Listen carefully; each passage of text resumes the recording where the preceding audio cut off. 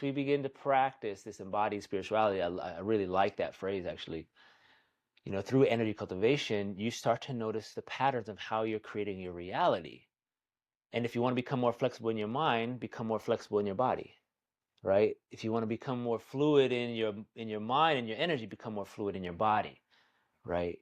Because we, as a Western culture, live in our fucking heads, and we think because we read all the books and listen to all the podcasts, we're embodied.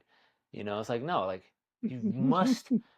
And or a great analogy is sex. It's like you can read about sex, you can talk about sex, you can dream about it, but then you can actually do it. You can actually engage in the sexual act itself. And I Right. think a lot of spirituality nowadays is too much theory and mind and not enough actual practice. Yes. Actual practice. And that's what I love about Dr. Johnson. He's like, the practices work. You just do the practices and find a practice that work for you, that you like. Spend 5 minutes, then that turns into 10 minutes, turns into an hour. Don't do all those advanced practices because you think you're going to get some special abilities. Snap. So there's a relaxation. I'm realizing the path of spirituality is more about letting go than trying to add on, right?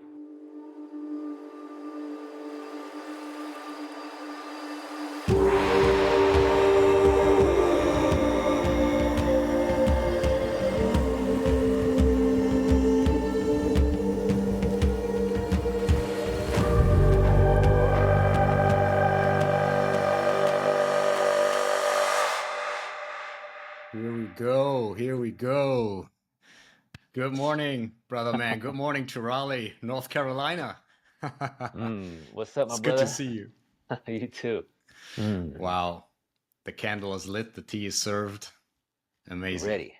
That's how this. Love you, man. I'm so stoked to be here.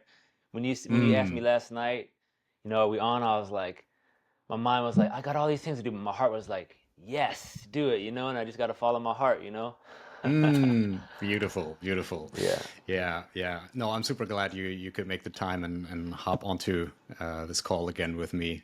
Perhaps we can just do again what you just Yeah, a little did with me practice. when we tuned in, Yeah, because we had a little technical hiccup when we that's signed in right. here to this call, and you guided us through a beautiful little practice. Why not start with that again? Also for Yeah, the audience. How about hallelujah. that? Yeah. So wherever you may be, feel free to, we're just going to connect to our breath, right? So we'll breathe Hmm. in through the nose and feel the spine get a little taller. You can close your eyes unless you're driving. Please keep them open. Yeah, yeah, yeah, yeah. Good. And breathing into the belly like a balloon, and tuning into a smile in your heart, if you like. Just saying hello to the heart. Do this about 3 to 5 times. And sometimes I like to put a hand on my heart or my belly and just feel your breath.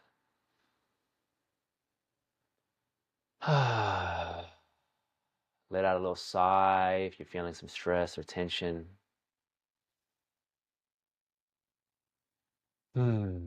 Allowing ourselves permission to enter, to relax, to be together. And taking just 2 more breaths, tuning into your body, saying hello to your heart, your mind, your soul.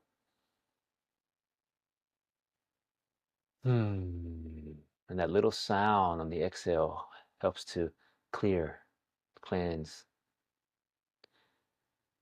And then massage the heart, feel that inner smile, massage the belly, and move your body in a nourishing way, right? It's 6 in the morning here in North Carolina. Oh, So I was jeez. like, all right, it's 5:10. I usually try to get up between 5 and 5:30. And so I was like, all right, I'll make some tea and just chill the fuck out. And Yeah. not stressed. Yeah, it's funny though, Right. Dorje, because now I've been running an online business as like a Qigong teacher, like running a Right. modern mystery school online, which is such a weird thing. And Woo. now in our business meetings, sometimes we have technological glitches. Shit ain't working. I'm just like, everybody, we just Mm-hmm. need to breathe. Come on Mm-hmm. back center, relax. And Mm-hmm. 2 different times in the last 2 years, like like a glitch that we had no idea how to fix it fixed itself. You know, Yo. it just fixed Hmm. itself because we were like, and we tried it. We were banging our head against the wall for, many minutes. Feeling like, what's wrong? I was like, it's out of our control. Let's just breathe, Yeah. call in some higher guidance. Hmm. Hmm. Totally. Yeah, yeah. That's the way to do it, man. I mean, technical glitches, they're everywhere. Obviously, you don't see that stuff on Instagram, right? On Instagram, you have all these beautiful Mm-hmm. technological setups, new cameras, new microphones, artificial intelligence to help you out. And then when you're in the middle of everything, or to begin with, Mm-hmm. shit just don't work. And you're like, fuck. And then, oh, center. Okay. Composure. Yin and yang, let go. Feng song. Okay. Release. That's right. That's Yeah. right. That's So much right. good stuff. Cheers to that, Yeah. man. Cheers, What tea brother. are you having? What tea are you having this morning? This is pu'er, or pur, Hmm. Hmm. um, that I believe it's Big Snow Mountain. I've been doing a lot of Mm. oolong lately. My first Qigong master would drink oolong. And so I haven't drinking oolong in over a decade. And a dear friend came over and was like, I want to pour you some tea. I was like, sweet. And I was drinking this oolong, man. And I was taken back like 17 years ago. I was like, Ooh. whoa. I was like at my mom's house with Master Peter. And it was like a trip to know, like, the scent and the flavor of things bring you back to these peak experiences and these moments of awakening. So now I've been drinking oolong for like 3 months straight. I'm just Mm. like, feel, and there's such a brightness and a buoyancy. So for those of you who are tea lovers, um, have a spot of tea together today. All right. Mm.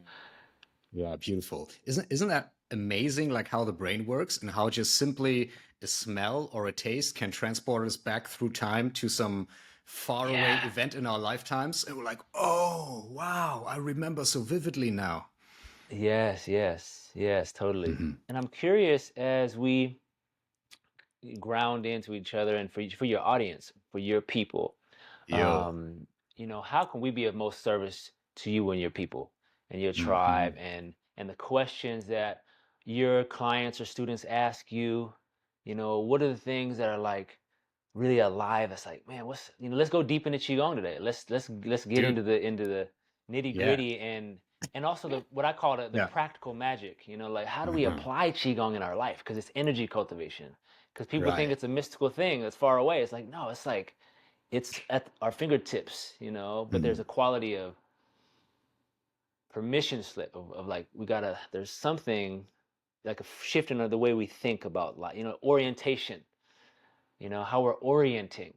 So anyway, that's what's coming to my mind, and want to honor you and honor this space, my brother. Beautiful. Beautiful. Thank you so much for that. In fact, you just picked the word that were in my head. Like, actually, I wanted to ask you, all right, brother, before we dive into Qigong, like, what is alive for you today? But I see we're already synchronized here. Yeah. I mean, obviously, the intention for me was to, I mean, I'm a very fortunate person because I Hmm. nowadays live a life where I travel the globe and I can travel from teacher to friends to exotic places, come back Mm. and bring interesting things back home. Mm. And like for my audience back home, what I want to do now is like reconnect the people that are back in Germany or in Europe, also to the people that I meet along my journeys, like that have inspired me, that have taught me stuff where I think, Mm. wow, this message should come out there and more people should hear about it. Now, obviously, most of the audience is German speaking, but doesn't matter. So everyone speaks English. But I definitely Mm. wanted to bring you um, because I've studied with you, I learned from you, went through a long Qigong program with you, and went to your home. So I even know this room Yeah. where you're sitting right now. Yeah. Yeah. I know the books on your shelf. We drank tea together, That's and right. yeah, so it's just Mm. a lot of good memories. And I think what's Mm. alive for people even is Hmm. like, what the fuck is qigong, man? Like, Yeah. what is it? Is it yoga, Yeah. bro? Is that Yeah. yoga Yeah. or Yeah. what's Yeah. that? That's where we can start, man. Because honestly, Let's do it. Let's do qigong it. is not yet super on the radar You're of right. people in Europe. At least that's how I feel. You're right. It's slowly coming though. So You're yeah, right. what's Yeah. your understanding of it? I like to break it down like this. Qigong is energy cultivation. Qigong is energy cultivation. Everything is energy. And how do you cultivate your energy? Through your breath, through your movement, through your eating, right? Through your habits, right? Through your relationships. There was one of my favorite teachers. He said, Qi Gong is about relationships. And I was like, huh, never heard that. Because everything is energy. And it's my energetic relationship with you, with this tea. I'm noticing my pattern with money. I'm relating with money like I'm an angry teenager still, even though I have more money than I have more money than I ever had. And I'm like, but I'm still operating from 30 years ago. And I'm like, oh, I'm relating energetically. That's why I'm feeling more stress and resistance, because of my energy.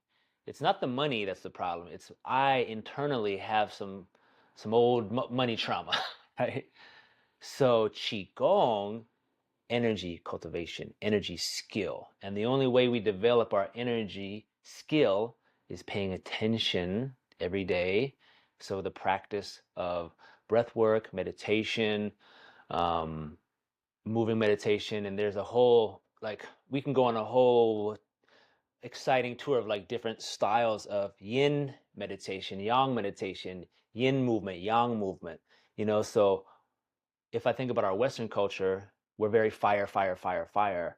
So we want to Yeah. do CrossFit and weight lift and drink lots of coffee and have lots of cigarettes and like, Yeah. stimulants, and then we Yeah. forget, oh, we need to do some slow Tai Chi, Qigong, right? And Tai Chi is in Qigong are like brother, sister. So I feel like the water element, Qigong is this balance of fire and water, right? Energy, am I cultivating too much fire, too much water, too much yin? Now I'm lazy. Too much yang? Now I'm overly stressed out. And so really observing our patterns and habits is a way of, oh, like this is how I'm cultivating energy, conscious or unconscious. Does that make Right. sense?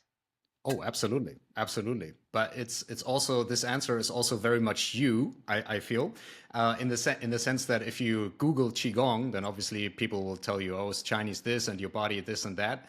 But the way you teach, live, and integrate qigong, also how we experience it at your retreat, on your homeland, is like so much more, so much bigger, like relating with so many more things. Okay, like Mhm. also paying attention to my habits and emotions and all these different parts. I Mm. totally agree with you. It's all in there, but I don't think it's what people usually would probably associate with it, even if they You're have a little right. pre-knowledge, right? You are right. Yeah, yeah. So what would be the common kind of saying? Like, what is Qigong from, like, uh, what's the word I'm looking for? Yeah. For those listening now, what do you think Qigong is? What have you heard? What do you know? Um, Another way, I guess, when I was first starting out, was describing it as it's synchronizing your breath, mind, and movement as one. Yo, yo. Qigong is synchronizing your breath, mind, and movement as one. That's Hmm. that's that's a better essence of what Qigong is. Synchronizing, the breath, movement, and mind as one. Yeah. Yeah, one thing I think you mentioned that also when we were in, during the retreat at yours. One definition, not definition, but one image that comes to my mind that resonates with me also is like this uniting heaven and earth within the human body. So like the yang part, consciousness, masculine, like consciousness, Mm. subtle. I cannot touch it, but it's there, right? And then yin, female, body, earth coming together. So embodied spirituality, that's how I like to put it, in the sense that we're not just praying and astral projecting the fuck out of this place, but we're Yeah. also in our bodies. We're still in our bodies. And we use Mm-hmm. both. We use both. It's like an Hallelujah. integrated technology for me. I love that. And embodied spirituality. Yeah. Mm-hmm. Hallelujah, brother. Hallelujah. Yeah. Yeah, man. How did you, like, how did Qigong come into your life? What did it do to you? And I Mm, mean, you just mm, mentioned you drank this cup of tea and you were brought back to your master's place like 17 years ago. yeah. It was a friggin' long Mm-hmm. time, right? So like brought you into this world, and Yeah. what was Yeah. your Oh, journey in thank a you for nutshell, asking. perhaps? So, my first introduction to Qigong was a big workshop, about 300 or 400 people at University of Berkeley. and I didn't know what the fuck Qigong was. I was 24 years old, working as a manager at a clothing store, like, Abercrombie and Fitch or some shit, just No graduated way. college, and I used to read this magazine called What is Enlightenment? That magazine and another magazine called Light of Consciousness. I used to read these in the back of the stock room with all the teenagers up front. I'd be the manager in the back reading, about enlightenment and shit. And so I'm reading there, and I'm like, 4-day miracle making and, Qigong. I was like, what the fuck is Qigong? What's it? And it was like $75 for 4 days. I was like, dang, I gotta try. There's gonna be something in that. So I had to Hmm. change my life. I had to change my life. And so I played football for 10 years, and that was my spirituality. I loved sport. I love movement. Right. And that, just to give that context, like, movement helped me heal my depression as a kid, being in nature, right? And we talk about the Qigong masters, the energy masters, they studied nature, right? They move with the animals and so forth. So from a very young age, I was like, I'm here to move my body. I'm here to, like, awaken my senses. So then fast forward, when I'm 24, we're doing this qigong, and I'm like, whoa, it's like they're playing the ancient flute Chinese music or whatever. And I was like, and then all of a sudden there's some new age music, and I'm like, ooh, whoa, this is like I'm just like feeling like immersed. Hmm. And can you Hmm. imagine, like, hundreds of people all doing the same movement at the same time? I Yeah. was like, whoa, I was just brought back to the temples. I was like, Hmm. wow, I've never done this before, but I've totally done this before, you know? Yeah, yeah, yeah, yeah. So, This strangely unfamiliar familiar feeling, huh? yeah, yeah. And that, to Yeah. me, I feel like in all my studies with all my teachers and masters, like, that timeless dimension, like, we are a timeless soul that has lived many lifetimes, lived many lifetimes. And so in this life, I feel like many of us are recovering these awakening codes. It's like, so there's something magical that happened when I went to my first Qigong workshop, that codes unlocked for me. I was like, oh yeah, I remember who I am, like, this is why I'm here, to be a light, you know, and whether I teach it or whether it's just like, it doesn't even matter. I just want to be immersed in this practice, and then that led to Qigong Master Peter, who came to who I met, and he said, this is in San Francisco, and he looked me in the eyes like this, and he said, I know you. You're Whoa. Shaolin. You have mastered martial arts. You are here to heal in this life. And then he started calling me Whoa. Baby Shaolin. He said, welcome, Baby Shaolin. Nice to see you at the beginning of your path in this life. And then he was like, I'm a psychic. This is this black dude who's living in Thailand, in Taiwan. He's like, oh, I study with these grandmasters, and he was just like downloading me the whole weekend. And there was a moment I remember on day 2 or 3, we're sitting there, and he kept calling me Brick House. He's like, man, you're built like a brick house, because I played football. So I was like 185, thick old neck, And he told me, he Yo, said, you were fucking a machine, man. I've seen old pictures of you, man. Holy shit. oh. And he said, muscles are insulation for chi. And I was like, whoa. I was just like, like all the light bulbs. I was like, whoa. And then there was a moment where everything got quiet. And I remember that we were looking each other in the eyes, and he was like, when a master transmits chi and helps a student, awaken a part of themselves, it's for good. It's like it's a real thing. And so in that moment, he was looking at me in the eyes, and I didn't notice until he pointed it out that for most of my life, I don't look people in the eyeballs. I look at them at the third eye or the bridge of their nose. I'm actually not. And then he went like this. He was like, he like guided my eyes into his eyes like that. Right? It was like, and I was like, he said, like, what's happening now? And he just stared at me, and I was like, what is happening? I was like, okay, I'm not gonna close my eyes. I'm gonna like look him in the eyeballs. Uh-huh, uh-huh. And then I felt myself like, and then there was a moment where I just felt like this, almost like a warmth in my brain, and kind of like my hair started tingling, like it was on fire. And then I kind of felt my spine. I just kind of was like, ooh, things are warm and kind of toasty inside. And And then I kind of closed my eyes and I kind of sat back and I was like, all right, thank you. And I was thank you. I don't know what just happened, but thank you. Yeah, And yeah, it yeah. was a fascinating experience. That then he was like, you're meant to do this, and if you want to study with Dr. Jerry Allen Johnson. If you want, Well, that he name said you're rings a here to, bell.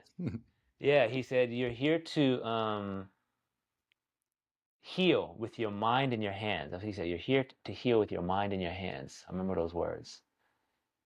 Yeah, he said you mastered martial arts. You're here to heal with your mind. So anyway, it's funny. I haven't recalled that story in a long, long, long time.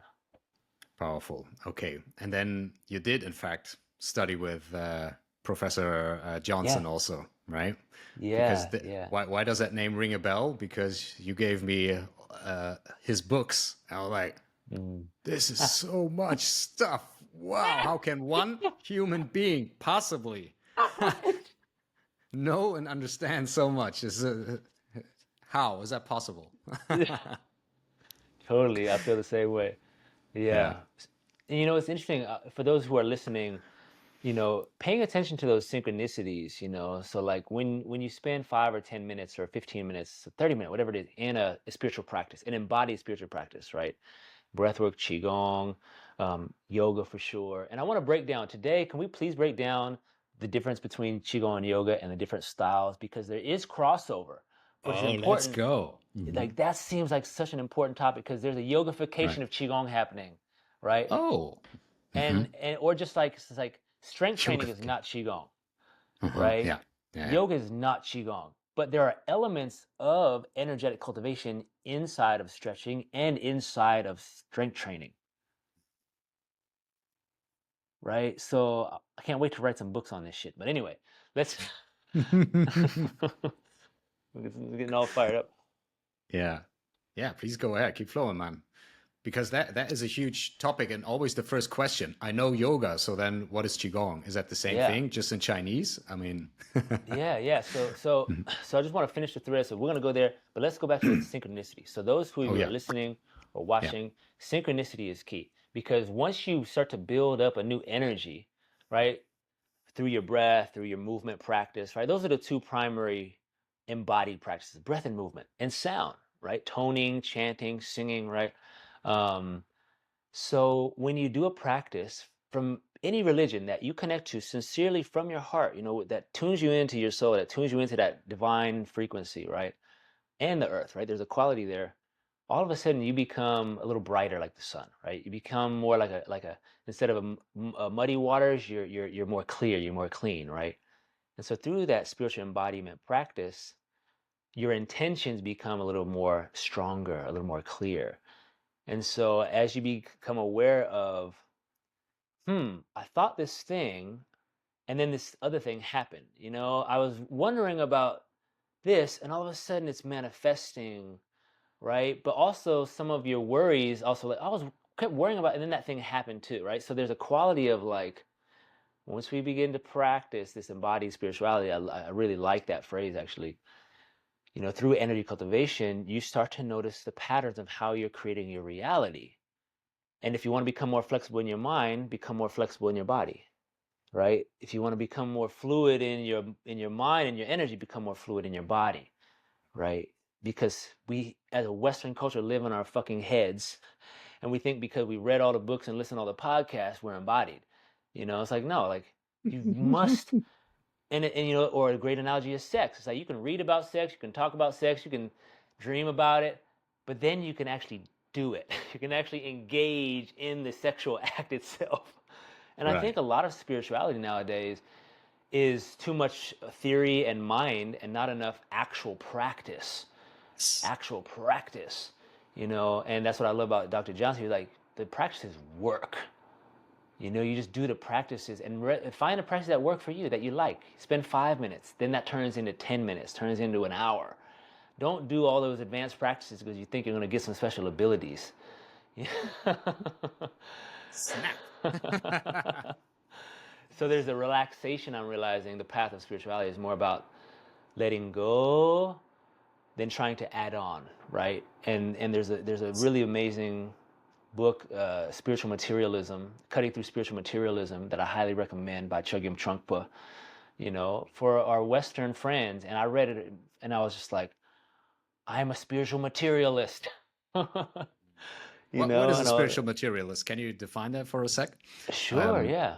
yeah. Yeah. So it's this Western concept of grasping for things to edify the ego, right? It's like, wow, look at how good I am. I can meditate so perfectly, and I'm the most calm human on the planet, right? There's this edification of, but we haven't shed our shadow patterns or emotions, So a spiritual practice is actually meant to strip us down, to clear the falsities and clear the puffiness of our chests, and our delusions, And so the first lecture that Chogyam Trungpa gave in the 70s was, a bunch of Western folks in Colorado. And he's like, the first topic, I usually don't teach this, but its requirement is about spiritual materialism, because these practices are not meant to boost your ego. And now you have the special mala beads, and Hmm. you've read all the Buddhist books or the Tibetan books or whatever, and now you feel you're a scholar, you know. And so this is not scholarship. This is not my mental masturbation. Very good word indeed. Yeah. Yeah. So it's this stripping away. And even in my own practice, I see, Dorje, there's still a grasping sometimes in my own practice. I'm like, oh, I want to do all the cool movements. And like, I injured my knee. I injured my knee because I keep wanting to do more cool Shaolin. And I'm like, now I'm forced, like, no, David, more yin, more soft Qigong, David, more soft Qigong. And now, and it's my right knee, and the right knee is the Hmm. masculine aspect of our ego. The left knee Yes. is the feminine aspect of our ego. So I'm like, yeah, I'm pushing too hard, because I live in Western culture, and I'm launching year 1, 2, and 3 Qigong programs and masters and retreats, and I'm like stressed the F out. I'm like, you know what? I'm gonna take time to be my boy Dorje Yo. and just have some tea. Amen. Amen. Just Amen. relax. And Yeah. I'm so glad So you're here. yeah. So thank you, my brother. Yeah. I feel the love. Hmm. Every time I get on with you, man, I feel our Tibetan heritage. I feel the lamas of love behind The this. llama, the llamas of love. I feel I Yeah. feel all the lamas just so happy and ringing their little temple bells and all the Hmm. colorful flag. I just feel Mm. so blessed in your presence, man. Really. Bro, that is absolutely what's it called? Reciprocal? No, same on Yes. my Yeah. Same. side. Same. Yeah. Yeah. Same. Same. I Yep. mean, Yeah. it's interesting because we met. Let's call it this time. Yeah. This This time time. we met first through online, right? Through That's me right. joining, me researching, in fact, Tibetan breathwork, Tumo breathing. I came Yeah. across your videos, started Yeah. practicing with that because I was in the phase of researching all kinds of breathwork techniques. Yeah. Through that, coming to other programs of you, starting to study some Qigong with you, and then basically hopping into live classes with you. And all the time, like from the beginning, felt like, yo, there's a connection here. I get along well with this Yeah. dude. I wanna spend more time with you, right? And then when we met in like a real life during the retreat at your place, it was just like, oh, okay, yeah, it's Yeah. real, man, Yeah. it's real. The spiritual brotherhood. Yeah, man, Yeah, it's yeah, real. yeah, it's So let's amazing. let's let's dive into the difference between yoga and qigong, shall we? Oh yeah, absolutely, absolutely. And please also let's also dive into these ideas of because you just spoke about Shaolin because Shaolin Yeah. Qigong and oftentimes is like hard style Qigong, but Yeah. then there are also Yeah. Yin practices like soft style Yeah. Qigongs, and that it can be so overwhelming and confusing to people Yeah. because I believe there are Yes. thousands of different You're right. Qigongs, right? That's You're why it's right. so hard to define what it actually That's is. right. That's right. Yes. So let's do Yeah. that. Let's define the nuances of qigong first. So qigong, you have three primary schools, right? You have martial school, right? There's thousands of martial forms to make you stronger, more explosive, ligaments, tendons, and Shaolin is an example. And there's Northern Shaolin, Southern, there's like, all this, and then you get into a whole host of like, Bagua and other things I don't even know about, right? So there's martial, right? So there's categories of Qigong and martial. Then there's medical. right? The medical Qigong is healing the root of dis-ease, where there's a lack of Qi flow, right? So I studied 3 years of medical Qigong and healing cancer, right? Like healing major issues through sound vibration, through understanding Whoa. the emotional context from 40 years ago, from childhood trauma or from past life or ancestral trauma that now manifests as liver cancer or lung cancer or breast cancer, right? So it's all soft qigong, but all of the best qigong doctors were also martial arts when they were young. They all Interesting, were eh? doing martial Interesting. art when they're Yeah. young. So Yep. so the importance of training the Jing, Jing means physical energy essence, right? The importance of building a strong body so you can have an insulation for chi, right? Like, so like the hard qigong for me was football. Hard qigong when I was a kid, I fucking trained way harder than Shaolin. I was like, bah, like my body's a missile, like I was 10 years, 10 fucking years of busting my ass, like, and it was so hard. And I learned something so deep inside of my bones that you can't discover any other way, right? So the martial is the hard, and CrossFits, it's a hard, but it becomes draining, right? It Hmm. becomes too draining, right? Especially as you age. So we have martial, we have medical, which is all about healing, right? Getting to the root of disease. So that's more soft qigong. And so the soft qigong comes primarily from a Taoist, a lot more Taoist practices. So qigong was developed from primarily Taoist and Buddhist, right? And that's a whole nother conversation, right? But you have Right. the so let's come back to we have martial, we have medical, and we have spiritual qigong, and the goal is enlightenment. The goal is I'm cleansing my body, my channels, my organs, and now that I'm seeing from the West, we're cleansing the nerve plexuses of trauma, right? When we do all that qigong tapping, right? And now tapping for somatics is all the rage, Yep. and the ancient Yeah. practice of slapping and tapping is Yeah. translates as pai da. Pai da, is like slap and tap. And another translation of that in Chinese is to beat out the demons, right? So you're like pow, pow, Oh, pow, pow, pow. okay. So you're cleansing the blood. You're cleansing the blood from deep within. And after you do, and so this is a more martial approach, but you can see how martial also it's very healing to sweat and sometimes, and it's very healing to uh, purge, right? So we can also break down qi into purging practices, tonifying or strengthening practices, and then harmonizing practices, right? So it's nice. Things work in threes. It's like, well, the hard qigong, all the sweating is more purging, and you're building muscle, but at a cost, you know. And then you go to the more tonifying practices like the 5 elements, the immortal form, and there's many beautiful soft forms, Sanjiao, there's these many thousands of soft qigongs, and most people in the West only see the soft qigong, Right. right? Yeah. Pretty Yeah. Yeah. much. And it's Yeah. like I'm realizing how important the hard qigong is in balance, Hmm. so spiritual qigong can weave into all of that, right? So for Yeah. me, all my movement practices are spiritual. I be in the gym, it's my iron temple. I'm just like, Boom. Yeah. Yeah. and then Hmm. I be with the mace, doing my Hmm. shower with the mace. So anyway, Hmm. does that help? Does that help break down the three Absolutely. primary, Totally. right, Yeah. Yeah. And I think that's schools? that's that's so well explained with martial, with medical, and with spiritual, because that really puts it like into perspective, like the different streams that we have, Yeah, right? And obviously the yeah, martial qigongs, for example, like last year I was training Iron Shirt qigong with Shifu Yanlei. It's like, okay, you yeah. have like metal rods that you bang against your body and you use a brick and harden your body with it. It's like fucking intense. Deep stances, Mm, sweating, mm, breathing, like whoa, tension. I mean, most yeah, people look at this, they wouldn't think this is Qigong. I remember last year I went to the Shaolin Temple Europe for a summer yeah, camp, which was freaking yeah. amazing, by the way. And I want to go someday, okay? That's on my you, bucket list. I want to go with you. you, let's do it. Let's do it, bro.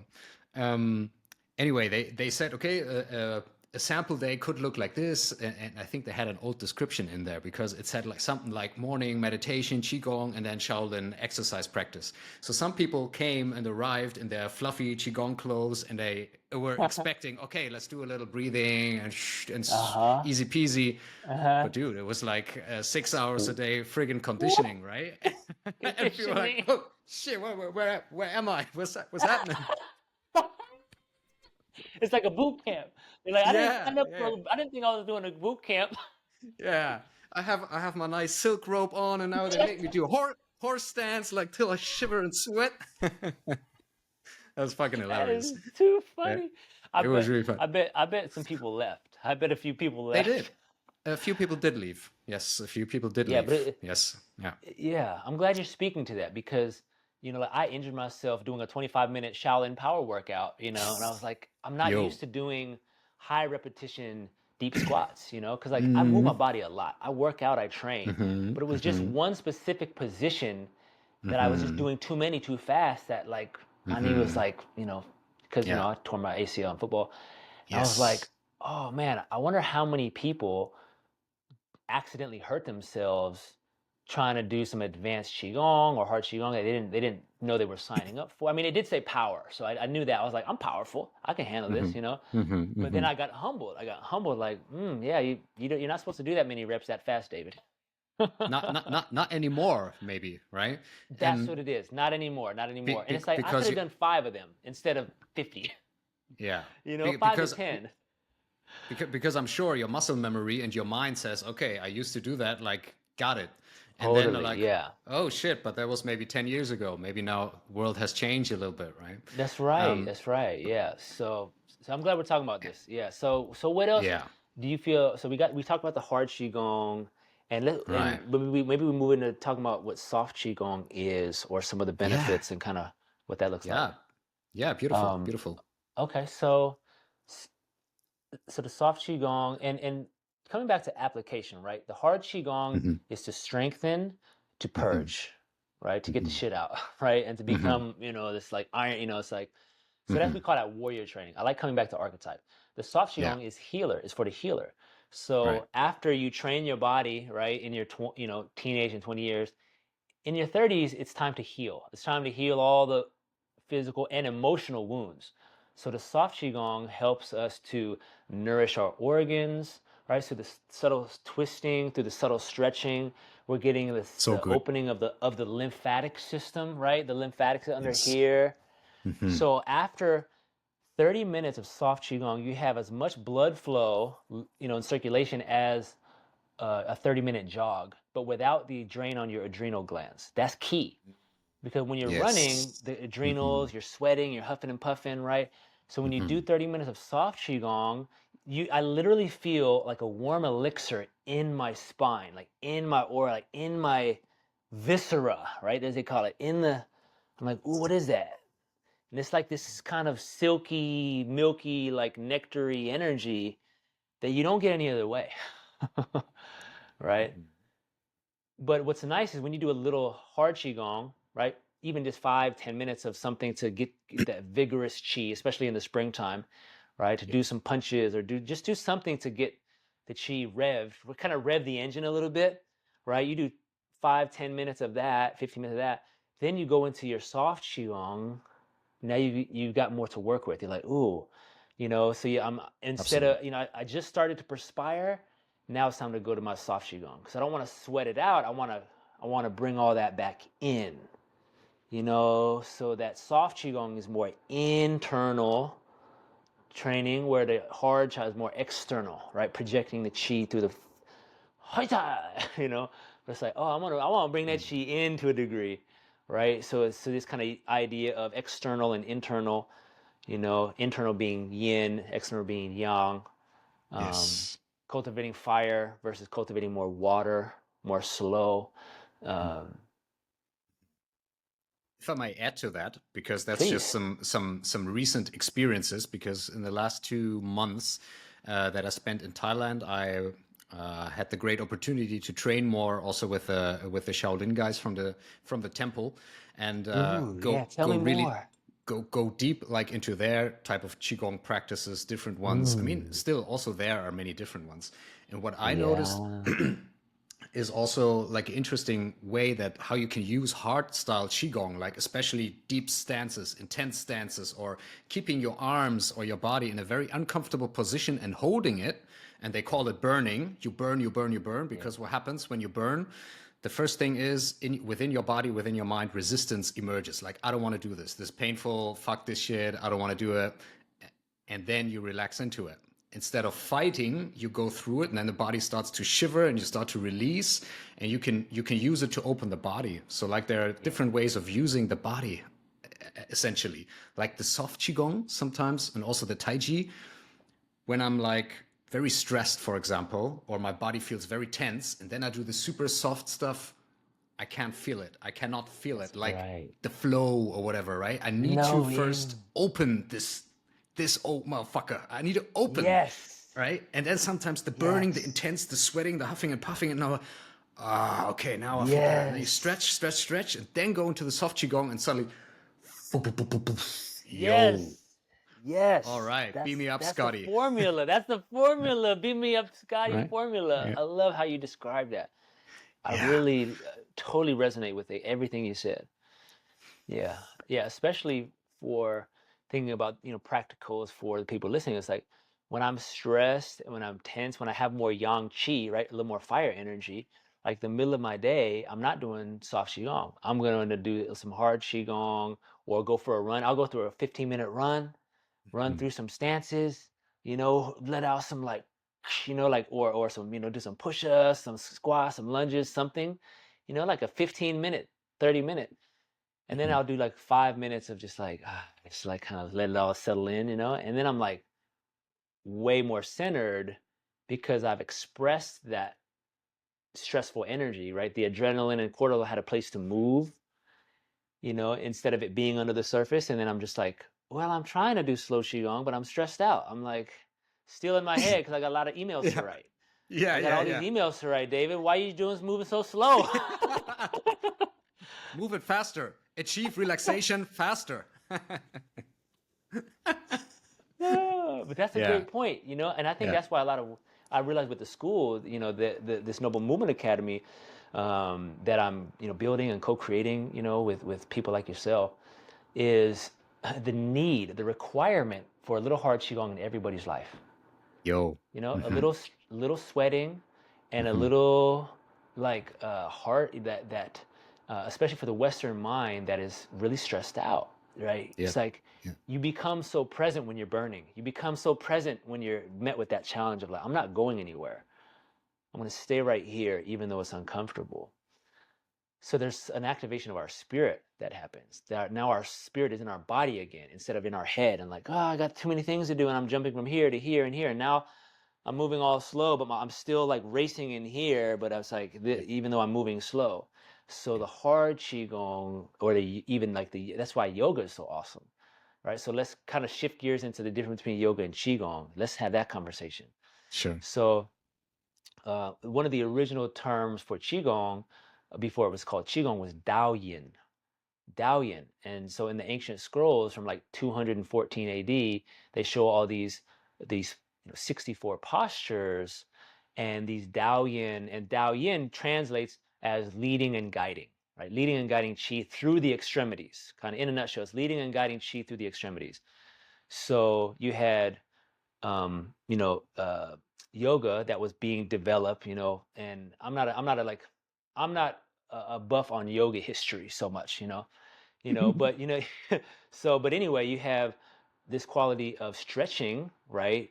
Yoga to open the channels for Yes, meditation, right? yes. To sweat and clear out the impurities through stretching. But there's a spiritual component. Yoga means union, right? Union with God or Exactly. creator.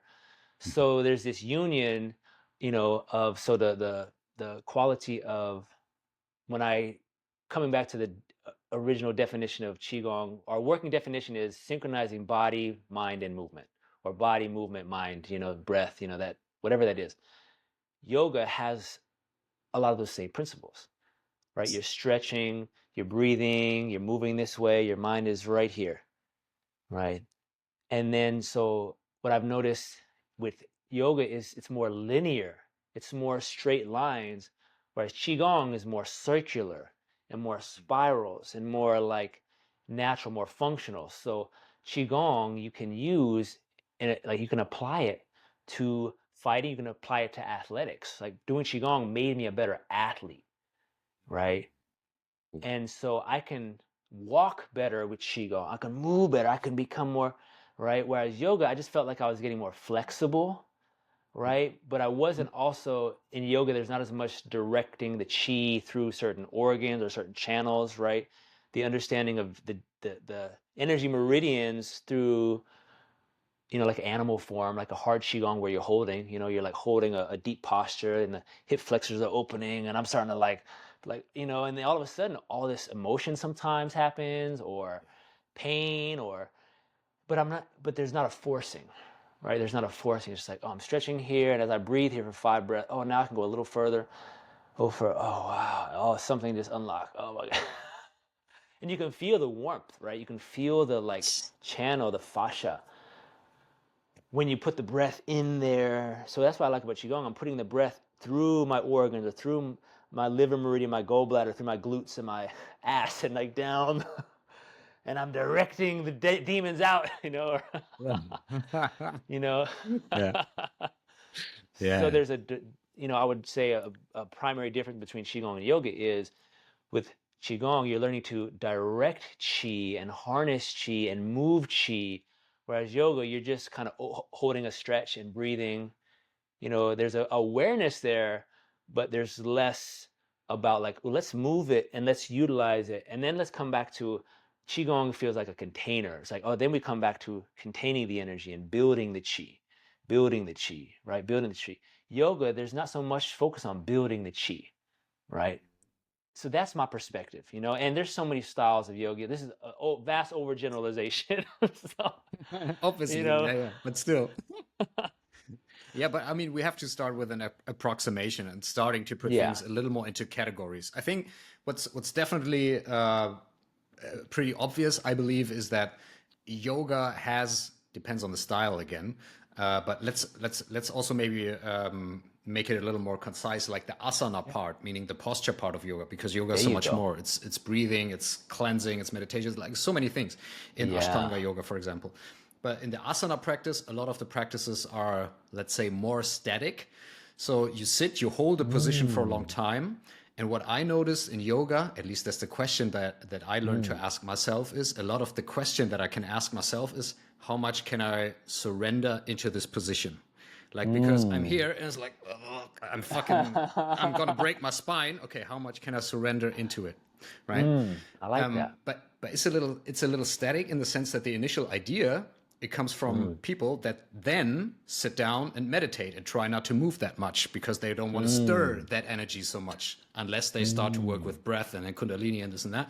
But mm. before, it's like, okay, how can I prepare my body to sit like a mountain, right? That's right.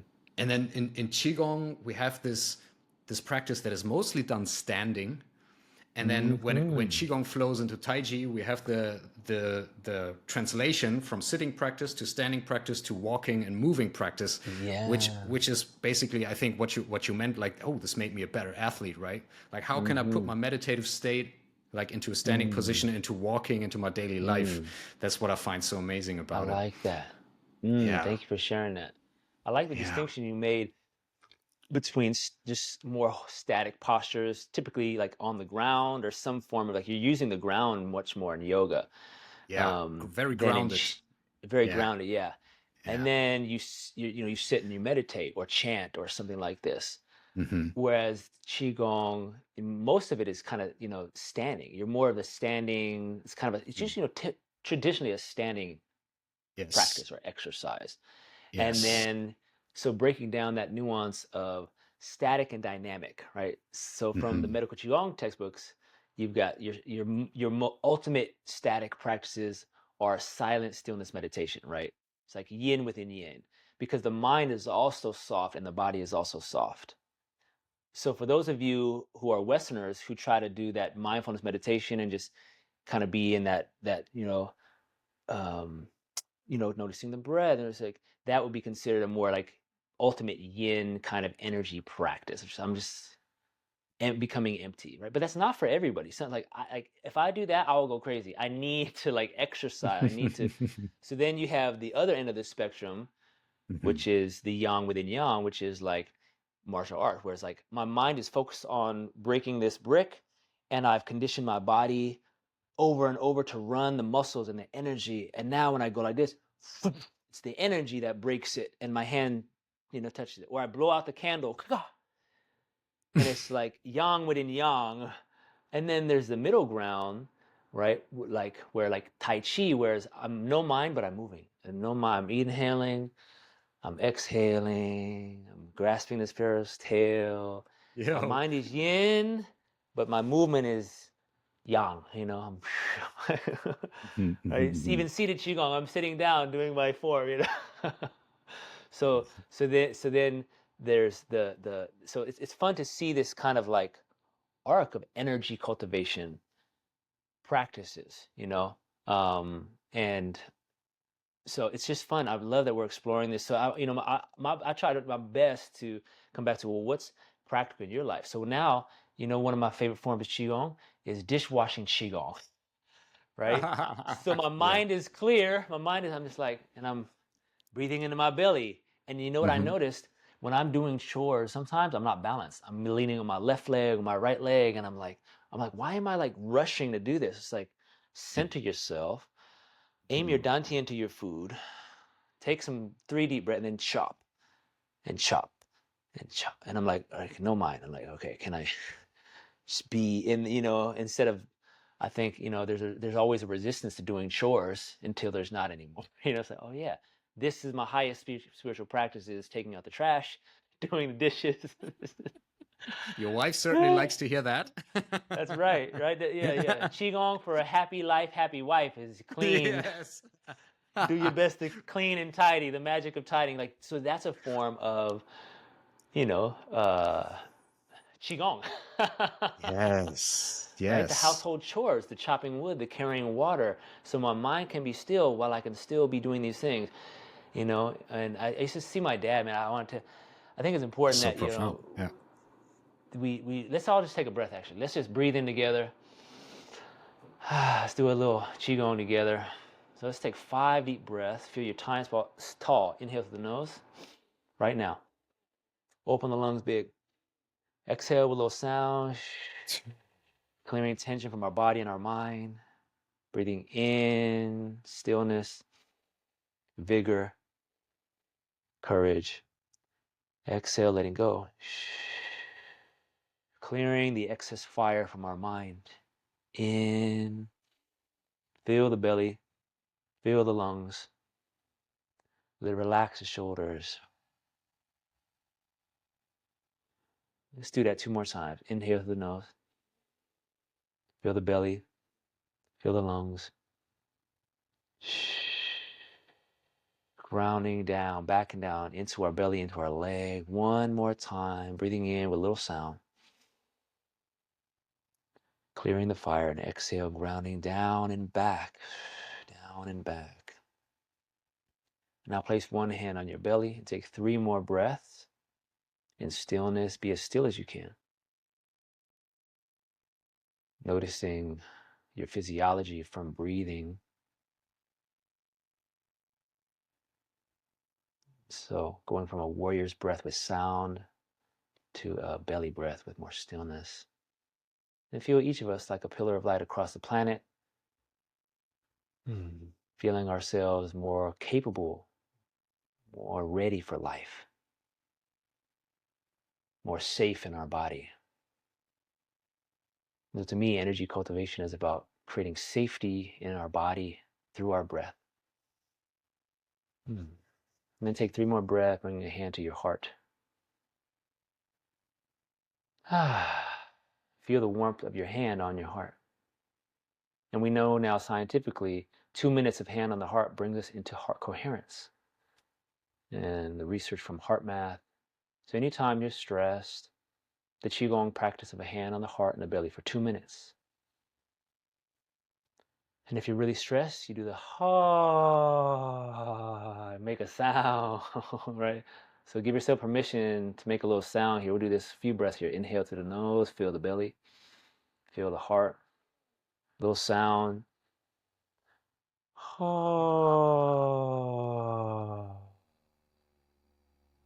It can be a a ah, whatever sound feels right. Breathing in through the nose, purging into the lungs and heart. Exhale. Ah. 3 more times, nice and big. Inhaling. Ah. Clearing the stress from our heart, relaxing. 2 more. Oh. That sound helps purge the heart of excess mind, mental chatter. 1 more. Soft and smooth. Oh.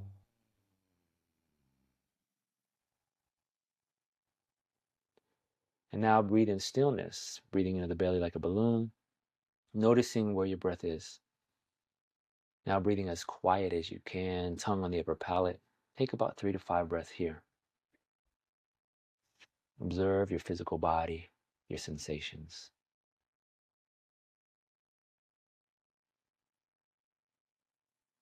Notice and feel.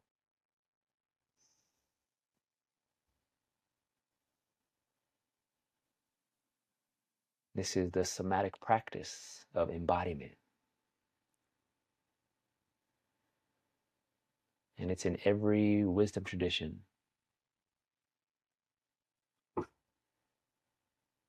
And so smiling to your heart, your belly, your soul. Right? There's so many parts of ourself, right? And so we call it the 3 treasures, the head, the heart, and the belly. And this feeling for 1 more breath, this unification of our mind, our heart, and our belly, these 3 intelligence centers. And then when you're ready, massage the belly or the heart. I feel called to massage my face and head, so you can rub your hands. And then massage the face a few times. The Shen, which translates as heart mind, is like, is helping to relax, give ourselves permission to relax. So going from the yang or through the yang into the yin. So there's this concept of in healing trauma, it's like you can't go around the shadow, you got to go through it. You don't want to go around the practice, you want to go through it, right? Whatever is challenging with my wife or my daughter, it's like I can pretend it's not happening, or I can make excuses, or I can run away into the closet and do my own Qigong, or I can realize the Qigong, the energy is here for me to breathe and be present with my daughter. And like, where am I triggered, and why is she, and how do I hold patience for this child who doesn't know how to regulate her nervous system yet? She does not have the skill yet of regulating her nervous. So how can I be that nervous system regulation for her through taking 5 deep breaths? And I've done both. I've done where I was like, if you're a parent and you have screamed at your kids, forgive yourself. It's part of, you're going to scream at your kids. Okay. And do you know how to then come back and repair that and say, you know what? I realized I got upset. I got frustrated or angry, and I apologize. It's not your fault that I couldn't handle my nervous system and emotions, right? And so whether it's a friend, a boss, a child, a family member that's triggering us, do I have the skill to somatically and then express, actually, I disagree with you, motherfucker. Yeah. From love, I say, no, little child, you will not have ice cream at 10 in the morning, right? But then she starts to scream at me, and if I'm not careful, she's like, I want it now. And if she continues to go on and I don't set a boundary, it's like, you will stop now, or here's what's going to happen. We're going to set the boundary. There's a boundary that has to happen. I will throw out the ice cream, right? There's a consequence to this, and if that doesn't happen, right, and this can be anything with any relationship, there's a quality of expressing ourselves when there's an intensity of emotion, or when there's a trigger. It's like, how do I express myself and clearly communicate and not react? Because I've definitely reacted and just like, blown up on my daughter, and here I am, the Qigong master. I'm like, and then there's the self-judgment that can come of like, I'm a bad parent, I'm this and that. It's like, no, you're not a bad parent. So coming back to you and us is like, our actions are not us, right? Our identity, who you are, who I am at a soul level, is not my actions or my behaviors, right? We are not our actions, our emotions, or our behaviors, right? And through these practices of breath work, of embodied spirituality, we learn to love this essence underneath, and we learn to calm our nervous system at will. That's what a master is. I know how to calm and then how often am I practicing that? How often am I using that breath practice that I do every morning, but then it goes out the window every time I'm in a stressful situation. Right? Real So talk, that's yeah. where that's real talk, right? That's where the rubber meets the road, and like, am I embodying it? Am I holding a space for myself and for this person in front of me without judgment, or without like, no, it's your fault, right? I call it shame and blame. I think more than half of people just go into victimization, right? And it's blame or shame, or there's just this energy, and I've lived in victimization at various times, right? It's like, you might be a victim in certain parts of your life, right? Well, in my relationship with money, or my relationship with whatever it is, right? There's a quality of like, where am I empowered in my relationships? Where do I feel grounded in my relationships? Where do I feel disempowered, like I'm giving, because that's Qigong. That's relationship. First of all, thank you for guiding and for throwing this little practice in there, like as a direct embodied test of the theory that we hypothesized on earlier. But this is, ladies and gentlemen, this is how it's done. This is the practical application of it. Because what good for is my spiritual practice if I blow up into my family's face once they trigger me? Because they do trigger me all the fucking time. And the same happens in business. In every single human relation, as long as somebody is decently close enough to us, or doesn't even have to be a close person to us, everyone can trigger us all the fucking time. Now, how do we relate, and how can I stay grounded in my center and act from love and light and like truth, right? And not from acquired personality of trauma and programming. So this is so powerful. So thank you for putting this in there, because for me, and that's also why I said earlier your answer was so you, because when you Google Qigong, or you look into a Qigong book, that's not usually what you feel, but this is the real world application if you're not a friggin' monk in a cave. But this is what how do I use that shit like in my daily life, And that's right. And that is so important. That's why I spoke about embodied spirituality. It's not a concept. It doesn't only work when I sit in the cave. It has to work in real life. Otherwise, what's the value of it anyhow, right? That's right. Yeah. That's definitely welcome, something brother. I really learned also from you, and how you bring so many different practices into this entire Qigong game. Maybe one last sentence also to wrap this up, because it's been on my mind and I don't want to forget it. Just to wrap up this idea of yoga, Qigong, what are the differences? To me, they're brothers and sisters, really. Like they want the same thing. They come from the same parents anyway. It's just different cultural flavors, and I really and I mean, there are obviously also yoga practices that are flowy, so we don't want to discount that by any way. There's nothing better or worse. It's just brothers and sisters. But I really Beautiful. loved what you said about like yoga postures are oftentimes a little linear, like Yeah. geometry.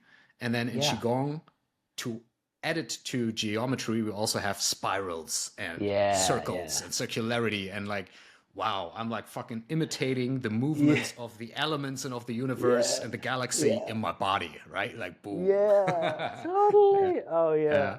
Yeah. Yeah. Yeah. Yeah. Just wanted to Yeah. Thank you throw for it into sharing the that. ring as well. Yeah. Yeah. I appreciate that. Yeah, this is so fun, man. Yeah, this is so fun. And I'm curious, just the audience here, like, are they able to comment or, like how many of y'all are familiar with Qigong or yoga? How many of y'all have a yoga practice or a Qigong practice or meditation practice already? Like, what are y'all up to? What are your embodied spiritual practices? That would be absolutely lovely if you shared that under the recording, because there's unfortunately not a live recording, so we don't have Oh yeah, live interaction totally. with people. Yeah, yeah, yeah. But in the This, recording, like that's cool because then yeah, we can come back. We yeah, can do a follow-up class, exactly, yeah, because that's what I'm all about is like, practical magic. It's like mm-hmm, there's a practicality about energy mm-hmm, cultivation that I really feel everyone can embody, and it can change everyone's life in a really simple and profound way. Um, and yeah, I feel like that's good. Yeah, I don't feel we need to talk about the yogification of Qigong too much anymore in this moment. yeah. No, I think that's lovely and beautiful, and in a good spot. Um, maybe perhaps because we were talking about the practicality, or you brought it up and Yeah. you guided us through this very real life practice. Like you also mentioned nervous system regulation. You mentioned your baby daughter or your Mm, baby boy, they may not know how to self-regulate. That's why they just blow yeah. up into your face, right? So, Mm-hmm. and nervous system regulation, like science and Western Yeah. society, they start to explore this now, but in Qigong, it's all been there for thousands of years, right? These tools. What Yeah. are Yeah. your favorite handful Mm-hmm. or three, whatever, biggest tools that you'll love to use on a Mm-hmm. daily basis for a Nervous derailed nervous system. system, which is usually stress, right? We can probably put it down to stress. What Mm-hmm. do you Yeah. always do? Great What's good question. for everyone? Yeah, great question. So the practice of hand on the heart and the belly, right? It's like we're giving ourselves a Hmm. hug. 2 minutes of that, right? And 2 to 3 minutes, it's our nervous system will start to come into balance. And we think about the baby, right? The baby learns how to self-regulate when they're crying, when the mother or the father is holding the baby, right? And so the quality of just holding ourselves and breathing, numero uno, right? Now, however, if you're stressed out, I'm like, I can't access this. I can't, so then I shake it, right? So I stand up, you stand up, Yeah. feet shoulder width, and you shake it for 2 minutes. You just shake out all the tension, literally, all the fascia, you're writing or you're on calls or whatever you're doing, right? You just start to shake out the fascia, or if you're an athlete, that shaking helps clear all the acid from working out, helps your soreness, your stiffness, right? Hmm. So 2 minutes, 3 minutes of just the shaking, the bouncing. I guess this is more bouncing, right? Um, so that's the second one, right? And then just from that, even shaking in your chair, I'm like, I feel a little tingling. I feel a little warmth. Hmm. Ah, Hmm. Hmm. I feel a little less stressed now. I can go about my day. So those are the first two, kind of a more yin and more yang.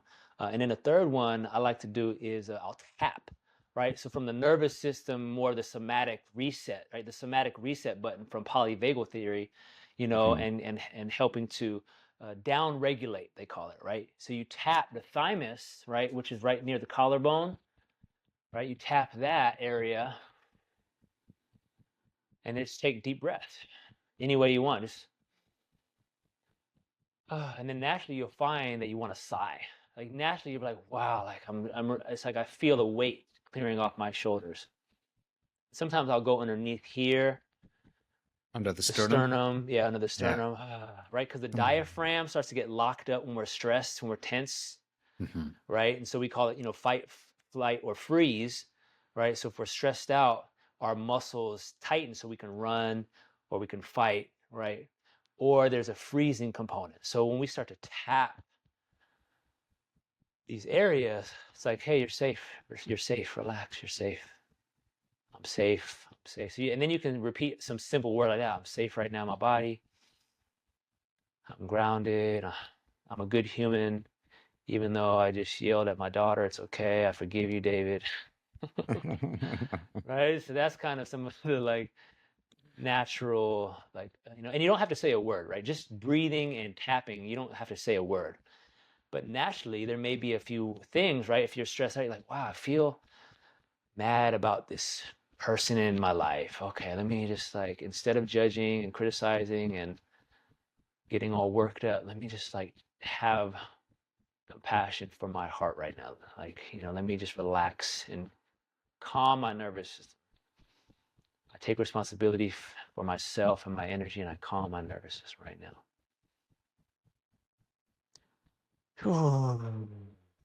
Just do that. 3 more breaths, just tapping and breathing. And then you can tap where you want. You can tap on the belly, ribs, right? We store a lot of tension, frustration in the rib cages. The liver on the right, the spleen on the left, just helping ourselves trust our body right now. And we don't need to figure anything out. We don't need to react, right? We just need to relax. But this is like active relaxation, right? We're clearing tension from the body right now. Say one more breath. Simple tapping practice. And let your palms rest on your body and take 3 more breaths in stillness. Or your hands can rest on your lap. If you're driving, you can have one hand on the wheel and or 2 hands and just relax. Feel. Right. And then open your eyes slowly. And feel there's about 80% of your awareness, your energy is here in your body. Maybe there's 20% out there, right? Whereas most of the time, 80% of our attention is out there. And Minimum. there's no awareness in here. There's like 5% is in here. It's like, what am I feeling? So that's Qigong. Self-regulation, calming the nervous system is the first step to healing. So I teach Qigong to wounded warriors, like veterans. Also I do a lot of trauma-based Qigong for various populations. And so it's a really powerful tool that we can use in our daily life, just like we did. So those 3 are like a really simple 3 you can do for a few minutes, a couple times a day. Yeah. Beautiful. Yeah, I think that's so valuable for people to have like kind of like press the button tools, that you can use, and really just these 3 short movements already do something in the system, so I can feel a change, right? And yeah, it's amazing how much we can get into the body with just simple practices, and how that increases our overall well-being. Perhaps 1 or 2 sentences or few sentences on this idea of polyvagal theory and the tapping. I mean, what's happening in the body for people who are interested, like this somatic practice? What's going on here? Why is that even calming me? Yeah, that's great. So, kind of in a nutshell, touch, right? So in our school, we talk about the 4 somatic tools that calm our nervous system, that are scientifically proven to help us self-regulate, right? So these 4 somatic tools, one is the breath, right? When we slow our heart rate, we slow when we slow our breath, we slow our heart, we slow our mind. When we speed up our breath, we speed up our mind, right? So from a polyvagal theory, like our breath, right, is what activates our parasympathetic, which is the rest and digest, or our sympathetic nervous system. And there's more branches in that, but we'll keep it simple, right? The sympathetic is like, I'm gonna go run, I'm gonna go get that tiger, I'm gonna go do some CrossFit, I'm gonna go do some Shaolin, right? I want to get amped, so I'm gonna do some warrior's breath. So warrior's breath is kind of gonna amp you up, right? So if I'm stressed out, I might use warrior's breath to like move the adrenaline. I'm gonna use the warrior's breath to amplify and like, now I'm ready, and I've transformed that stress into excitement, right? Like going on the football field. I'm like that's the Qi, right? So the breath is the first controller of, or command center, right? It's like commands everything. And it's all scientifically proven. It's the breath alone. Then you have the touch, which is another one of the 4 somatic tools, the touch. When you just touch your body, you touch your heart, right? You just like touch your belly. There's like a, I always want to, I just want to relax, you know, it's, and that co-regulation we learn is from our parents. So many humans don't know how to regulate their nervous system because they weren't taught, or when it's not taught, it's embodied. You know, if our parents were calm and grounded and knew how, well, then we also learn how to self-regulate when we're stressed out, you know, and when there's a family argument or something, where there's just like, oh, like, are we able to then come full circle and calm our nervous system and talk about what just happened, you know, whether it's a couple hours the next day. It's like, yeah, I realized we got into this thing. How do we come back to homeostasis, right? And or else we're stressed for days, right? There was a trigger, there was a, you know, and even defining trauma, you know, is important from, and there's many perspectives, but you know, polyvagal theory was designed to like help heal, like, well, how do we heal trauma? Well, we have to calm the nervous and we have to get them out of stress and into calm, essentially, right? If we break it down, that simple thing. And I don't like using all the Dorsey vagal and all the vagal ton. It's like, you know, it's like too advanced. I'm like, what do those Overkill. words mean? What do Yeah, those yeah. words mean? You know, so Activate your dorsal, ventral. What? yeah, yeah. So Yeah. exactly. So Yeah. making it for the layman, and for I like to translate it, it's like the ability to use these somatic tools to calm our nervous system through breathing, through touch, right? Which is more accessible right now. And those are the 2. And then the other 2 are movement and sound, right? Movement and sound. And so in that practice we did together, we did the 3. We did the breathing, we did the ha's, and we touched, right? So then you're like tripling the power. Like, dang, I'm totally grounded in 3 minutes right now, right? Whereas, or else you're just like, how do I ground? How do I ground? Let me think of like happy roses. Let me think, how do I get there? How do I get to that grounded place? Oh, I breathe.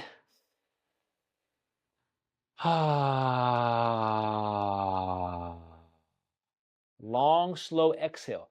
Fastest way to calm your nervous system. You increase the length of your exhale. And you do it right now with us, right?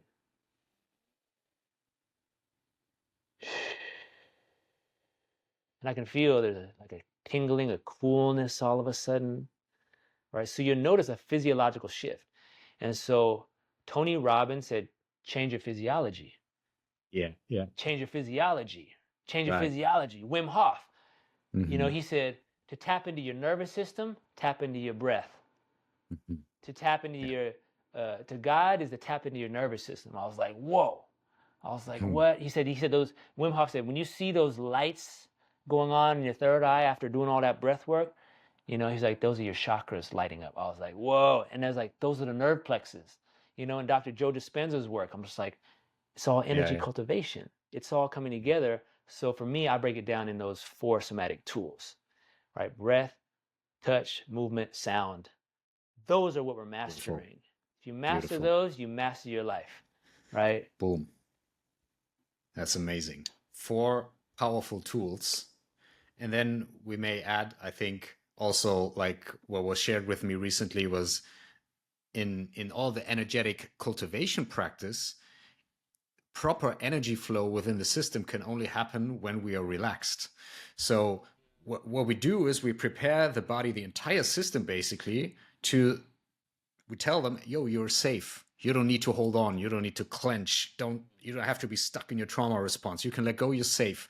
And then when everything opens up, and this feels interestingly very pleasant, then energy can flow the way it is supposed to flow, right? And then higher dimensions of energetic cultivation practice can start, and we can also go into spiritual cultivation.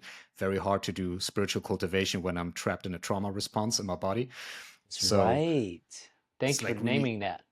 yeah, it's like really such a bridge through Yeah. working through the body with the tools of the body Yeah.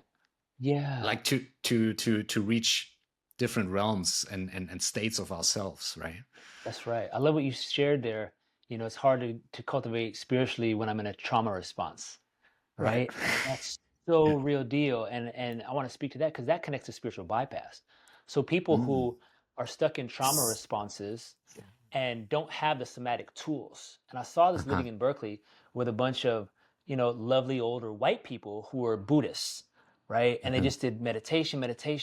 But then there was this but then there was a certain degree of these lovely humans that started to, I started to do some Qigong with, and we started to talk about trauma with, and they also had like some therapy perspective, right?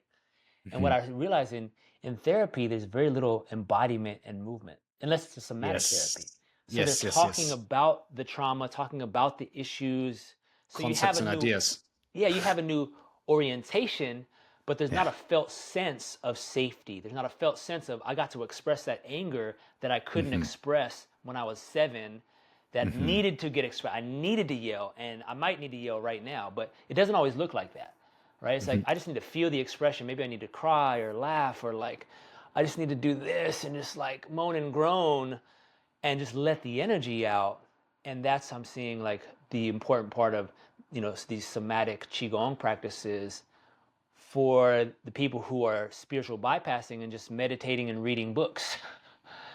you Yeah. know Yeah. because Yeah. that's great and all, but it's like you're escaping where you where your life, you're escaping going to retreats or your meditation cushion or even your qigong. There was many years where I was just like, I can't handle that, I'm going to go do qigong over here. I can't handle Yeah. that, I'm going to go read about my emotions and spirituality over here. Mhm. But I mean, everything helped, right? That helped me understand and get a new perspective. Oh, here's where I'm storing the trauma.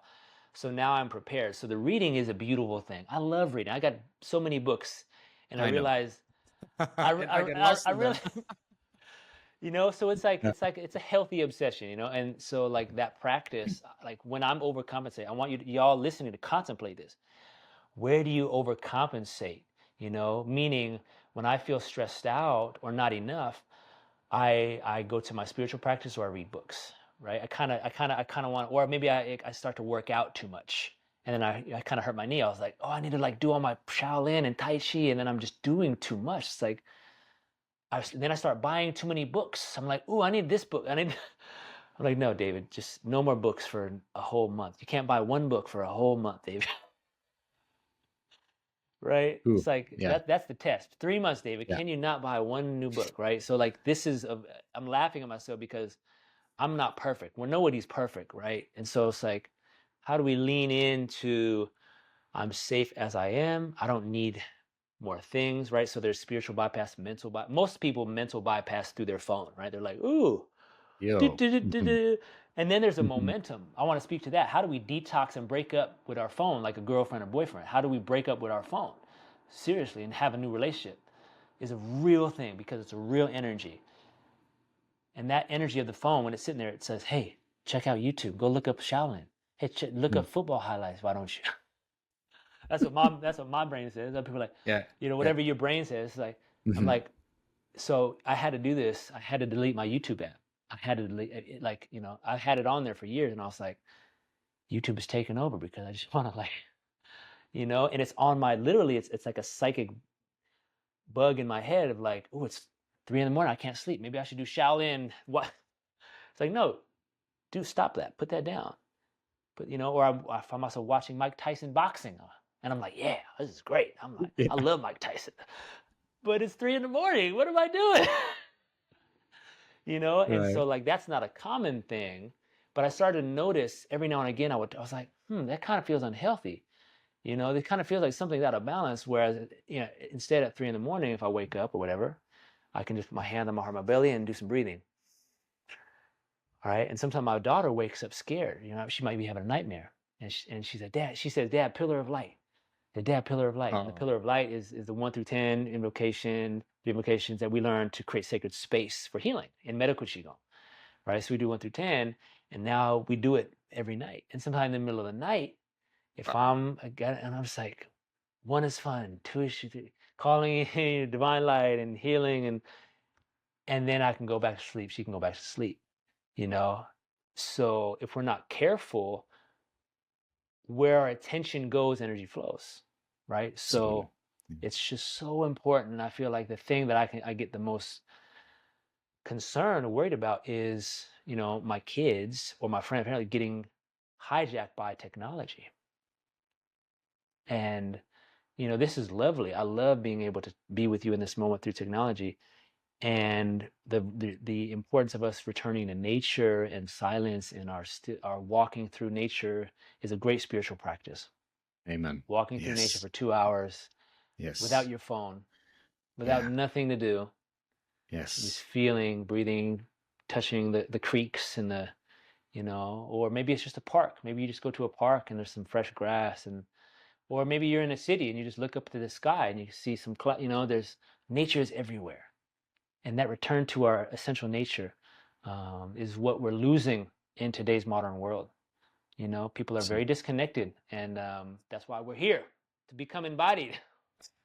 Boom. Here we go. Here we go. Oh man, you're actually opening up an entire new a topic that I would love to dive into with you. Yeah, let's do it. Why do you do what you do? Like, but Mm. why do you do what you do? And what's the concept of God for you? How would you describe it? I love it. Getting Just deep. yeah, Yeah. So have to. I feel like when I tune into the word God, I tune into the loving universe, the all-pervading, abundant universe that is represented through the wind and the water and the trees and the sunshine. So, we call it an earth-based tradition. So the ancient shamanistic traditions before religion, right? Before religion ever came to say God is this, and you got to read a book and you got to pay your dues. It's like no. Before all of that, the temple of God was in the trees, in the mountains, in the rivers, and the spiritual energy. Where we remember who we are. So we are each sparks of the universe. We are each sparks of God, and we remember the unique spark that we are when we are in the presence of the elements, the sunshine, our bare feet on the grass and the earth. And then we remember we are one with the universe. We are one with the mycelium. And when we eat those sacred mushrooms, we remember. When we drink our sacred teas, God shows up through these beautiful natural intelligences. And each of you listening now, there's a natural intelligence or innate intelligence of your soul. Right? We call it the soul gifts or the Yuan Shen, your original spirit. And when we connect to nature, we can find it, whether you believe in God or not.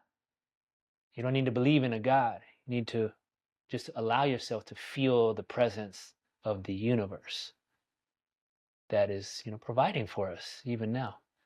And we live in a technological world that, says there's a lot of scarcity.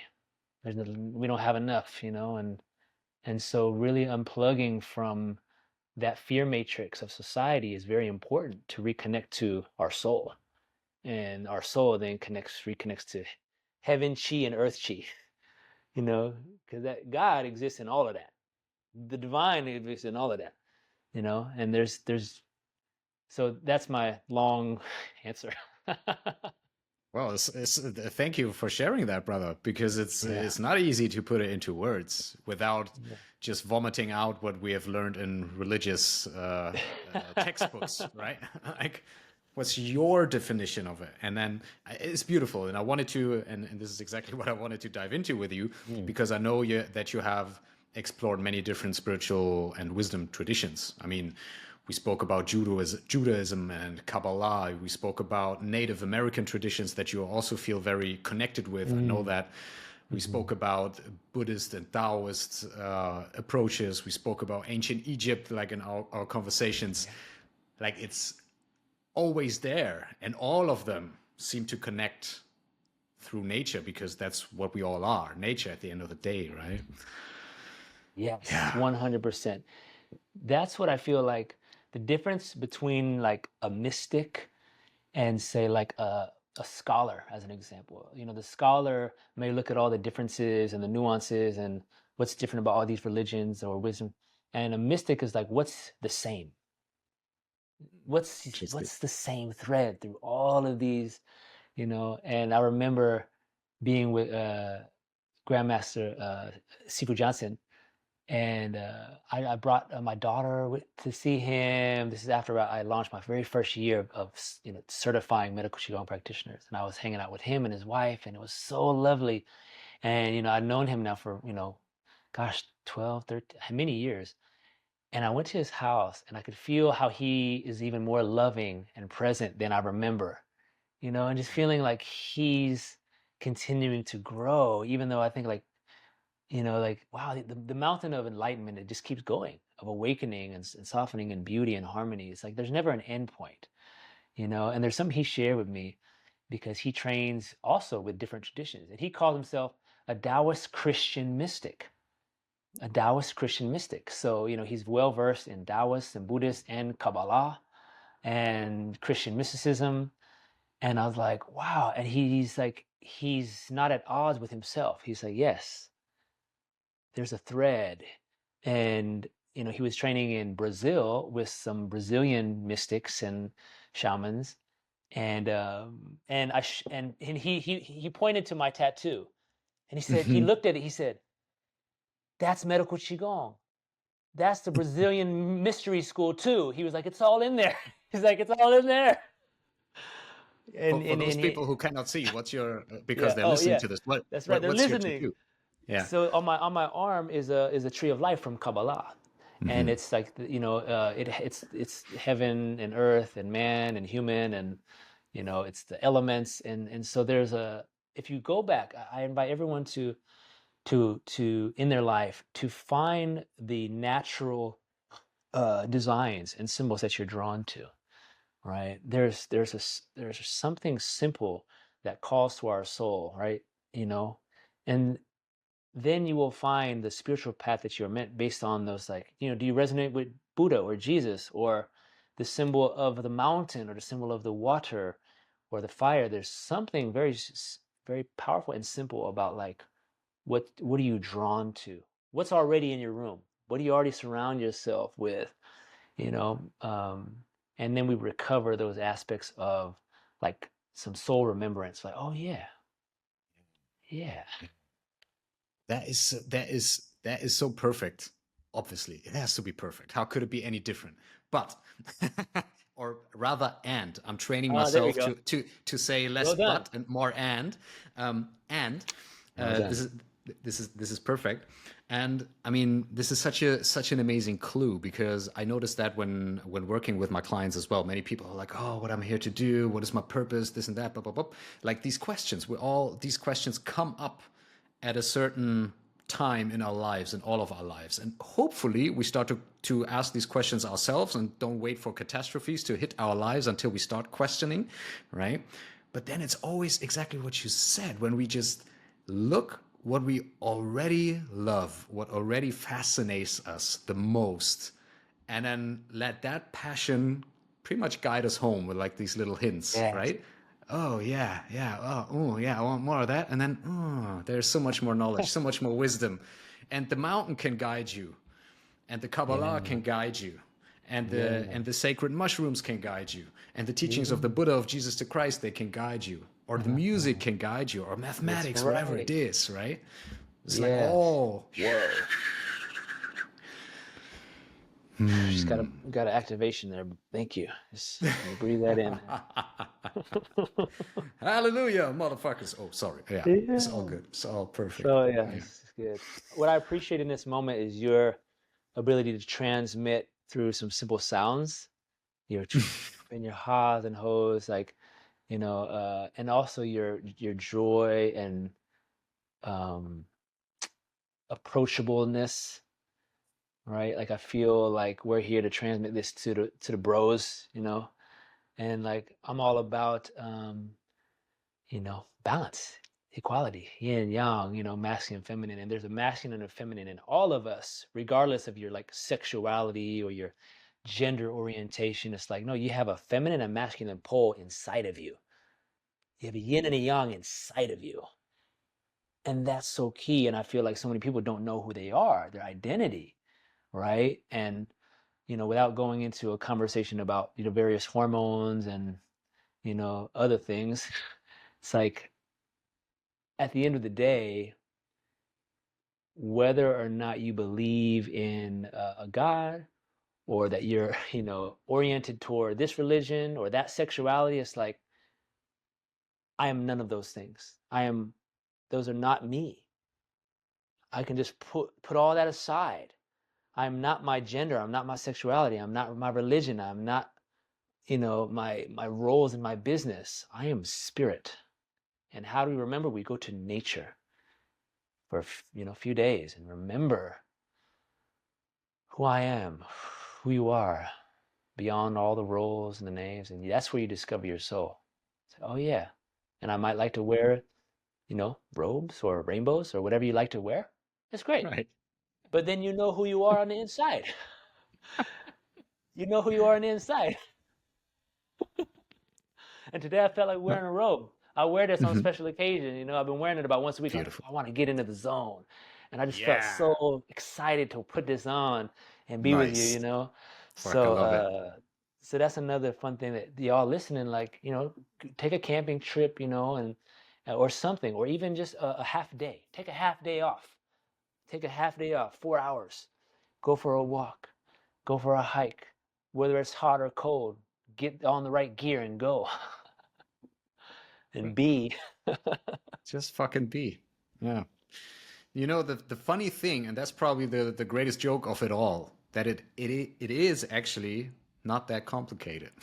But the ego mind wants it Yeah. complicated. Give me the most intricate, most complicated technique, but it's actually is so Mm. simple. So Mhm. simple. Mhm. And what just came up for me, because you spoke about spiritual materialism earlier, is also this collecting more and more knowledge, more and more stuff, more and more tools. Mm. Why have we ever given this one tool the chance to really use it and work through it to the point of pain or boredom or whatever, right? And then, Or boom, enlightenment, or enlightenment for that matter. right? Yeah, it's Yeah. like, there's a lovely Buddhist quote. I always love, heaven and hell are 1 inch apart Mm-hmm. Hmm. based on your state of consciousness, right? So I remember my first spiritual experiences playing football at Mm-hmm. like 11 years old in a squat, like a horse stance, right? Wide squat with a helmet on and pads and being like, Yo.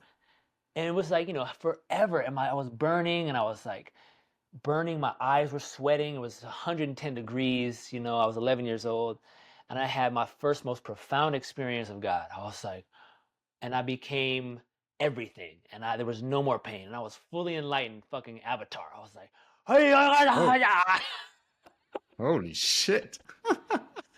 and I was like, whoa, this is what I'm here for, And then I had these different experiences through athletics of like profound spiritual experiences, sprinting the hills and the mountains. And then I started to find it through meditation or through the nature, breath work in, next to a tree or a waterfall. I'm just like sitting down and breathing, and all of a sudden, pop, I'm like, I can hear the birds from 2 miles away, and I can feel the vibration of, I'm like, oh, this is all real.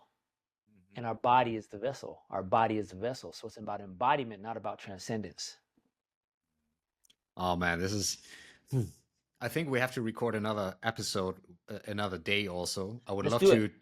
to dive Let's do into it. these like mystical experiences with you a little bit, like that can happen in nature and in practice and all these things, because this is. I feel like this is amazing, but might be a little too far for now. Yeah, Actually, yeah, yeah. as a matter of fact, for people who are like, okay, this dude, David, I love his Qui-Gon Jinn Jedi Knight look, or the way he speaks, the way he regulates his nervous system, the way he teaches Qigong. Like, what do you do? What do you offer right now? And like, where can people Hmm. find you if they want to connect with you? Yeah, I would say the best place is my YouTube channel, which is Noble Movement, Noble Uh Movement. huh. And then the website. So we have a year one program, and we also have a Noble Ninja program. So if you want to get into Noble some Ninja. dope movements. It's an 8-week module. It's like, and it's more athletic. It's like warrior Qigong, right? So it's tactical fitness meets a little breath work, but a lot of foam rolling. So like, if you really want to get a big, well, it's not big. No Ninja is a great access point for like movers, for the people who like to exercise, if you have injuries or a little older, I wouldn't recommend Noble Ninja first, I would recommend going to the YouTube channel that I have and doing some immortal form, Qigong, or Tumo breath practice is nice, right? Unless you have too much hypertension, right? If you have too much hypertension, do some, primal Qigong, right? So there's tons of free stuff. And then we have a year long starting in a week, actually. In 1 week, we have the year-long Somatic Qigong practitioner training, and I'm so excited because we have retreats now. Twice a year we have year 1, 2, and 3. So we have a master's program now. We have a 3-year master's degree, in Qigong, so I feel like so blessed and nourished to be doing what I love.